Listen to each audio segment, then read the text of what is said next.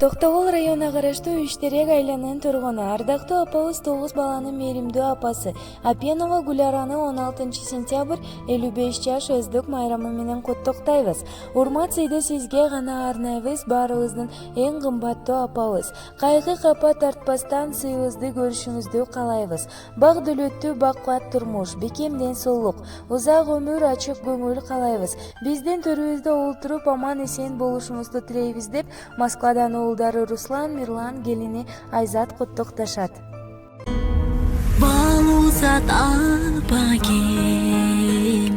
Арузат апагем, Арубага апасыз, жыргалымсыз, кымбатым апагем, кубатым апагем, кубантар апасыз, тума